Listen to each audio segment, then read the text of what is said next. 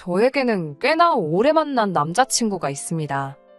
햇수로는 올해가 4년 차고 저도 이제 30을 바라보는 입장이긴 하지만 그래도 결혼까지는 생각해 본 적이 없었습니다. 서로 취직 준비를 하면서 다니게 된 학원에서 처음 만나 연애를 시작하게 되었는데 남자친구가 취직한 건 올 여름이 지나서였거든요. 저도 취직한 지 그렇게 오래되지는 않았습니다. 취직 준비를 시작하고 나서 2년이나 지나서 원하던 회사에 들어가게 되었거든요. 저나 남자친구나 결혼을 위해 모아놓았어야 할 돈도 돈이지만 사실상 4년을 만나면서 제대로 된 연애를 할 시간도 없었어요. 제가 취직하고 나서 시간이 조금 생기긴 했지만 남자친구가 진로를 틀면서 공부를 시작해버리는 바람에 방해하고 싶지도 않았고 저도 막 취직한지라 일단은 회사에서 자리 잡는데 전념을 하고 싶었거든요. 올여름에 남자친구 취직하면서 이제 연애다운 연애를 하는 건가 싶더니 이렇게 뒤통수를 맞을 줄은 몰랐었네요. 그래도 취직 전에는 저라면 꿈뻑 죽는 사람이 남자친구였고 심지어 남자친구 어머니마저 저를 며느리라고 부를 정도로 어쩔 때는 남자친구보다 더 심하게 꿈뻑 죽는 분이셨거든요. 사람이라는 게 이렇게 손바닥 뒤집듯이 돌변할 수 있다는 걸 이번 기회에 알게 되었습니다. 어디서부터 시작해야 할지 막막하니 간단하게 넘어갈 것들은 간단하게 넘어가겠습니다. 자랑할 소리는 아니지만 제가 수능을 망쳐서 재수를 하게 되었고 재수를 했는데도 결과가 좋지 못해서 원하던 학교에 들어가지 못했어요. 삼수를 하자니 엄두가 안 나서 그냥 그 중에서도 좋은 대학교를 골라서 간 건데 뭔가 아니다 싶고 아쉽고 후회가 남는 부분이 많았었습니다. 그래서 3학년이 되는 해에 편입을 하게 되었고 결국 최초에 지망했던 대학교에 들어가 졸업장을 따오게 되었습니다. 남들 하는 공부를 저는 몇 년을 더한 셈이었는데 막상 대학 졸업하면 곧바로 취직이 될 줄 알았더니 취직하는데도 필요한 게 얼마나 많은지 정말 제 인생은 공부의 연속이었습니다. 아무튼 취직 준비하러 들어간 학원에서 그때 남자친구를 처음 알게 되었고 어쩌다 보니 연애를 시작하게 되었습니다. 취직 준비한다고 서로 심적으로 많이 힘들 때였는데 그때는 어느 정도 위로가 되었네요. 그런데 남자친구는 취직 준비는 뒷전이었고 저랑 너무 놀러 다니고 싶어 하더라고요. 데이트는 취직하고 시작해도 늦지 않은 게 아니냐 했는데 남자친구가 자랑처럼 자기 아버지 자랑을 늘어놓으면서 자기는 사실 낙하산으로 취직 자리가 정해져 있다고 하더라고요. 아버지가 과거 공직에서 소위들 말하는 방구 좀 뀌시는 분이셨다는데 은퇴하신 지금도 입김이 닿는 곳이 많아서 자기는 취직 걱정을 할 필요가 없다고 하더라고요. 그러면 학원은 왜 다닌 거냐 물었더니 그래도 남들 가진 만큼 기본적인 바탕은 해놓아야지 나중에 소리가 덜 나온다고 필요한 점수만 따려고 학원을 등록했다는 겁니다. 저는 백도 없으니 오롯이 제 실력으로만 취직을 해야 했어서 그랬나? 남자친구가 부럽다는 생각이 들었습니다. 하지만 남자친구 취직이 결정된 상황이나 마찬가지라고 해도 그게 제가 남자친구 장단에 맞춰서 놀러 다닐 필요는 없잖아요. 그래서 저는 같이 만나서 공부할 게 아니면 지금 취직 준비하는 동안에 데이트는 나한테 사치인 것 같다고 하고 저는 제 나름의 준비를 했습니다. 남자친구는 몇 달 뒤에 예정돼 있던 회사에 취직을 하게 되었습니다. 대기업까진 아니지만 그래도 업계에서 꽤나 유명한 회사에 들어갔어요. 낙하산은 취직을 어떻게 하는가 궁금했는데 보니까 인터넷에 나름대로 구인 공고도 올라오고 본격적인 부분이 있더라고요. 그런데 구인 공고를 보니 월급도 150만 원으로 별 볼 일 없고 정직원도 아니고 1년 단기 계약직 채용 공고였습니다. 남자친구가 혹시 취업 사기를 당한 게 아닌가 마음에 걸려서 물어봤더니 원래 낙하산으로 사람 뽑을 때는 당연히 그렇게 하는 게 아니겠냐고 하더라고요. 임시직으로 하나 만들어 놓고 정직원으로 전환을 시켜주는 게 그림에 맞지 않겠냐면서요. 어차피 뽑을 거면 뭐하러 그렇게 불편하게 하나 싶은 마음도 있었지만 그게 관례라고 하니 그냥 그러려니 했습니다. 이러나 저러나 어쨌든 남자친구가 출근하게 된 건 사실이었고 저는 백이 없으니 원래 그렇다는데 믿는 것 말고는 할 게 없었으니 말이죠. 남자친구는 취직했다고 그 적은 월급도 월급이라고 저한테 선물도 사다 주고 꽤나 헌신적으로 저한테 잘했습니다. 저는 예상했던 것보다 취직하는데 어려움을 겪고 있어서 마음이 많이 힘들던 시기였는데 그래도 저한테 저렇게 잘하는 모습을 보니 많은 위안이 되었어요. 그렇게 저는 1년을 더 취직 준비를 해서 결국 원하던 회사에 들어가게 되었습니다. 거의 2년을 준비했던 취직이기에 합격 통보를 받았을 때는 눈물이 다 나올 정도로 기뻤습니다. 그런데 기뻐하지 못하는 사람이 있었으니 남자친구였습니다. 예정대로라면 남자친구는 단기 계약직이 끝나면서 말한 대로 정직원으로 전환 채용이 되었어야 하는데 정직원 전환은커녕 단기 계약직 연장도 안 돼서 다시 백수가 돼버리고 말았던 거예요. 아버지 빽이 대단하다고 노래를 했는데 생각보다 끝발이 안 좋나 하는 생각을 하게 되었습니다. 그게 아니라면 남자친구가 정말 정직원으로 쓰기에는 형편없는 사람이라는 말이나 마찬가지인데 그렇게까지는 생각하고 싶지 않았어요. 남자친구도 막상 정직원 전환이 되지 않고 다시 구인 시장에 나오게 되니 많이 혼란스러워 보였습니다. 입으로는 아버지가 어떻게든 해주실 거라고 걱정이 없다고 했지만 나름 스트레스를 많이 받아 하는 게 느껴졌어요. 남자친구 입장에서는 아무리 실무 경험을 쌓았다고 한들 취직 준비에 쏟을 수 있는 1년을 아르바이트 하는 것보다 못한 월급을 받으며 허송세월을 보낸 거나 마찬가지잖아요. 거기에 이제 신입으로 지원하기에는 30 나이가 기업 입장에서는 조금 부담스러울 수도 있는 나이였으니 말이지요. 그런데 난데없이 남자친구가 회사 일은 나한테 맞지 않는 것 같다 말하며 7급 공무원 시험을 준비하게 되었다는 소식을 전해왔습니다. 안정적이긴 하지만 요즘 공무원에 대한 인식이 예전 같지는 않잖아요. 이왕이면 전공 살려서 회사 들어가는 게 좋지 않겠냐고 제 생각을 말했더니 남자친구가 또 아버지 이야기를 꺼내면서 아버지 인맥을 활용하려면 기업보다는 공무원이 맞는 것 같다고 어느 곳이든 일단 합격만 하면 자기 끌어줄 사람이 있으니 기어코 공무원 준비를 하겠다고 들더라고요. 솔직히 한 번 실패한 전적이 있어서 남자친구가 아버지에 대해서 큰 믿음은 가지 않았습니다. 거기에 공무원이 자기가 되겠다고 되는 게 아니고 시험을 쳐야 하는 건데 7급이면 못해도 3년은 준비해야 한다는 걸로 알고 있었거든요. 그렇다고 제가 남자친구랑 헤어지겠다고 한 건 아니었습니다. 입장 바꿔 생각해보면 당장 제가 직장이 생겼다고 해도 취직 준비하는 동안 많은 위로가 되고 제 고집 들어준다고 데이트도 몇 번 안 했는데도 불만 한 번 말하지 않고 저를 기다려준 사람인데 내가 취직이 되었다고 해서 백수가 된 남자친구를 저버리는 건 도리에 맞지 않다고 생각했거든요. 그런 속물 같은 사람이 되고 싶지도 않았고요. 그래서 이왕 결심한 거 제가 믿어주고 응원해주기로 했습니다. 그리고 그때 남자친구 어머니를 처음 만나게 되었지요. 남자친구가 그 당시에 노량진 근처에서 자취를 하고 있었는데 고시원에서 지낸 건 아니고 번듯한 원룸에서 지내고 있었어요. 감시하는 사람이 없어서 그런가 학원은 잘 나갔는지 모르겠는데 집에서 따로 더 공부를 하는 것처럼 보이진 않더라고요. 그래서 한 소리 하려고 찾아갔다가 아들 밥 챙겨준다고 반찬 전해주러 오신 어머니를 우연찮게 남자친구 집 앞에서 맞닥뜨리게 되었습니다.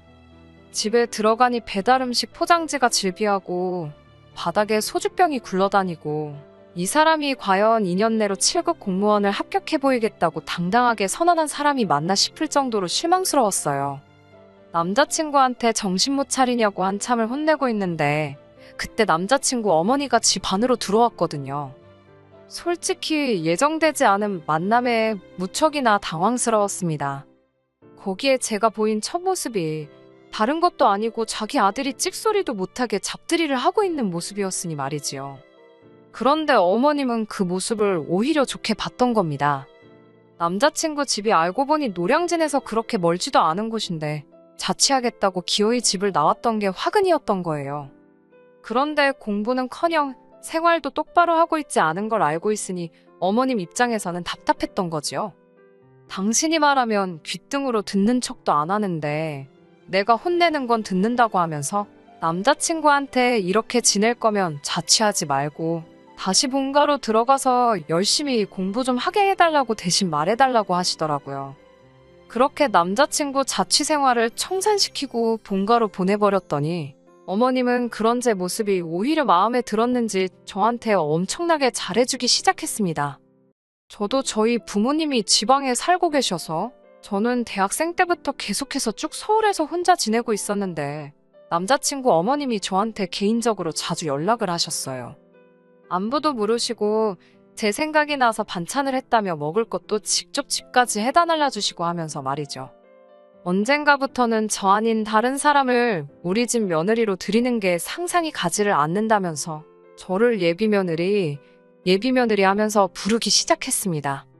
그때도 저는 남자친구와 결혼을 생각한 적은 없었기에 그렇게 부르는 게 부담스러워서 그러지 말아달라고 이야기까지 했습니다만 그냥 당신이 제가 마음에 들어서 그러는 거니 너무 신경 쓰지 말라고 하면서 저한테 꾸준히 연락하고 은근슬쩍 계속해서 저는 이 집의 며느리가 될 거라는 듯이 이야기를 하거나 그랬습니다. 하는 말 들어보면 보통 아들이 저 때문에 정신 차리고 공부한다고 고맙다고 하는 이야기가 주였고 며느리라는 호칭이 부담스럽긴 했지만 아들 정신 차린 게 얼마나 좋으면 저럴까 싶어서 그냥 그러려니 넘어가기로 했습니다. 남자친구가 정말 공부하는 거에 지쳐서 힘들 때나 기분 전환이 필요할 때 아니면 거의 만나지도 않았어요. 한 달에 한 번 보면 엄청 자주 보는 건가 싶을 정도로 말입니다. 그렇게 2년 정도 남자친구는 본가에 들어가서 열심히 공무원 준비를 하기 시작했고 남자친구가 저한테 못하는 만큼 어머님이 대신해서 저한테 잘했습니다. 이제 와서 생각해보니 괜히 마음 잡고 공부하는 아들 마음 꺾이지 않게 저한테 잘하는 척 한 건가 싶은 생각이 드네요. 괜히 저랑 헤어지기라도 하면 공부고 뭐고 한동안 또 술만 마시며 지낼까봐 그게 싫었던 건지 싶었네요. 그런데 6개월 전에 남자친구가 난데없이 자기가 출근을 하게 되었다는 소식을 전해왔습니다. 취직 소식에 기뻐할 틈도 없이 아직 시험도 안 봤는데 무슨 취직이냐 물었어요. 자초지종을 들어보니 아버지가 또 취직 자리를 소개해줬고 곧바로 출근을 하기로 결정을 했다는 거예요. 그런데 그 말을 들으니 어이가 없더라고요. 이도저도 아닌 게 싫었습니다. 한참 취직 준비할 때도 낙하산 시켜주겠다는 말에 흐지부지 돼서 허송세월을 보냈던 전력도 있는데 또 저러다가 제대로 된 취직 자리도 아닌 곳에서 일하게 되는 게 아닌 건가 싶었기에 취직했다는 소식이 기쁘게 들리지 않았네요. 2년이나 준비했으면 꽤나 오래 준비한 건데 적어도 시험은 쳐보는 게 좋지 않겠냐고 제 솔직한 마음을 이야기했더니 남자친구가 공무원 그거 해봐야 돈 얼마나 벌겠냐고 하면서 자기가 출근하기로 한 곳이 대기업이고 이번엔 계약직 같은 임시적인 자리도 아니고 곧바로 정직원으로 출근하게 된 거라고 자신있게 말을 하더라고요. 대기업이라길래 무슨 회사인가 했는데 생전 처음 들어보는 회사 이름을 말하는 겁니다. 그 자리에서 검색을 해봤는데 회사 규모도 작아 보이고 재무제표 같은 걸 보니 매출도 얼마 안 되는 평범한 중소기업으로밖에 보이지가 않았어요. 남자친구 말이 자기 회사 사장님 이름을 잘 보라고 하는데 그 사람이 누구냐면 대기업 총수의 처남의 사촌동생이 사장으로 있는 회사라고 하는 겁니다. 그 정도면 거의 남이나 마찬가지 아닌가 싶었는데 남자친구는 계속 그 회사가 대기업으로부터 일감을 받아서 하고 있는 회사라서 망할 걱정도 없는 회사고 대기업들이 다 세금 문제를 피해가기 위해서 친인척한테 그런 회사를 만들게 해서 굴리고 있는 건 아주 기본적인 거라고 따지고 보면 계열사나 다름이 없다고 우기기 시작했어요. 오히려 일할 건 대기업보다 적고 들켜선 안 되는 기밀을 다루기 때문에 공무원보다도 더 안정적인 직장이나 마찬가지라는 겁니다. 그리고 자기는 아버지 빽이 있으니 이 회사에서 잘하다 보면 대기업 본사로 이직할 기회가 생길 수도 있고 아니면 아예 지금 합격한 회사에서 나중에 자기가 한 자리를 하고 있을 거라면서 이제 고생 끝 행복 시작이라면서 무조건 잘 됐다고 하더라고요. 자기 아버지 정도 되는 사람이 아니었으면 이런 회사는 들어갈 기회조차 없는 엄청난 자리라고 자랑처럼 이야기하는데 솔직히 그때까지도 믿음이 크게 가지는 않았습니다. 아무튼 그 뒤에도 남자친구 어머니가 저희 집까지 찾아와서 이제 날짜만 잡으면 되겠네 하면서 너스레를 떤 적이 있는데 이제 제대로 연애를 시작하는 건 맞는 말이긴 하지만 그렇다고 해서 그게 결혼까지 이어지지는 않는다는 말을 했습니다. 그때도 어머님은 제가 며느리면 참 좋겠어서 그러는 거라고 대답까지 했지요.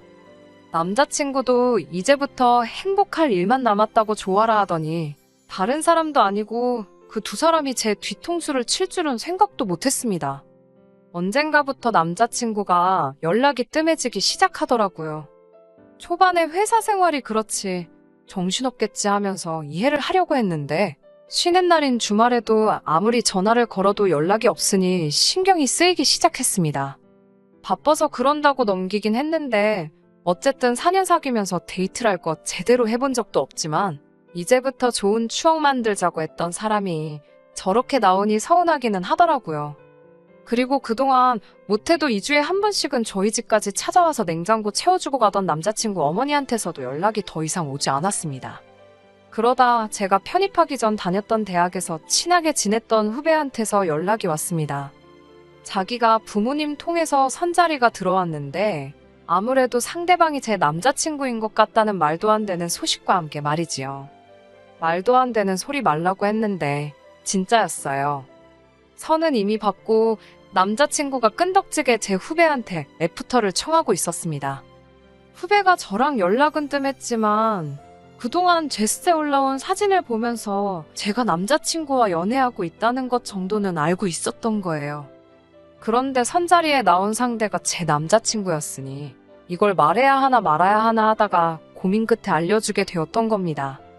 남자친구가 연락이 뜸해진 것도 그동안 저한테 반창거리며 거의 주말마다 제가 사는 집까지 찾아와서 우리 며느리는 저밖에 없다던 남자친구 어머니가 코빼기도 안 보이게 된 이유가 뭔지 대번에 알겠더라고요. 아들이 취직이 되었다고 선자리를 알아보러 다녔던 겁니다. 내가 며느리였으면 좋겠다고 노래를 부르고 이제 취직했으니 행복하게 해준다고 할 때는 언제고. 저도 결혼 생각을 한 번도 한 적이 없고 그 사실을 대놓고 남자친구 어머니나 남자친구 앞에서 말을 하긴 했던 저이지만 아무리 생각해도 우라가 치밀어 오르더군요. 제가 결혼 생각이 없다 했으니 충분히 맞선을 볼 수도 있지만 그 전에 어쨌든 저한테 말을 하던가 저랑 정리를 하는 게 당연한 순서가 아닌가 싶었어요. 그런 생각이 드니까 연애를 접는 건 당연한 일이고 이걸 이대로 넘겨버려선 안 되겠다는 생각이 들더군요. 그래서 후배한테 저 좀 도와달라고 부탁을 했습니다. 달리할 건 없고 남자친구한테 관심 있는 척 몇 번 만나만 달라고요.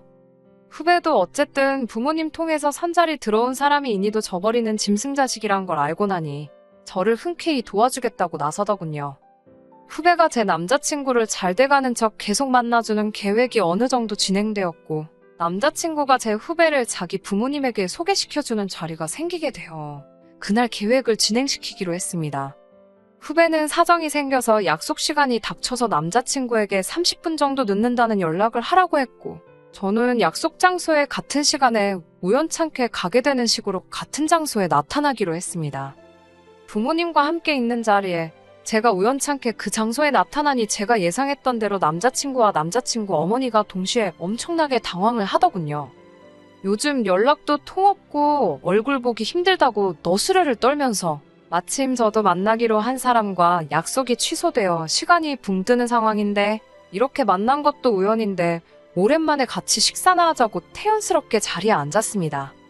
예비며느리라고 그렇게 부르실 땐 언제고 온 가족이 모여서 식사를 하는데 어떻게 저를 초대를 안 하실 수 있느냐 능청스럽게 물으니 당혹감에 아무 말도 잊지 못하고 쩔쩔매고 있는 꼴을 보니 벌써부터 속이 후련했습니다. 가족끼리 중요한 자리라서 저보고 빠져달라고 하길래 어머님한테는 제가 벌써 한 가족이나 마찬가지 아니었냐고 자리를 지켰지요. 남자친구가 핸드폰을 만지작대면서 식당 입구 쪽을 번갈아 가면서 보는 게 왜 그러는지 딱 알겠더라고요. 남자친구한테 후배 이름을 대면서 혹시 기다리느라 그러는 거면 걱정 말라고 이제 두 번 다시 만날 일은 없을 거라고 해줬습니다. 그제서야 제가 무슨 수라도 썼다고 생각했는지 본성을 보이기 시작하더군요. 남자친구 어머니가 아들 혼사기를 망치네 마네 따지길래 아들 자식 변변찮은 직장도 없던 시절에는 며느리는 나밖에 없다고 하더니 뒤로는 이렇게 호박씨를 까는 게 맞냐고 되물었어요. 4년이라는 긴 세월을 남자친구, 여자친구 사이로 지내오긴 했지만 솔직하게 제대로 연애한 것도 아닌데 아쉬울 게 뭐 있냐고? 욕짓거리나 시원하게 해주고 남자친구와 남자친구 부모님한테 인생 그렇게 살지 말라고 한마디 해주고 왔습니다.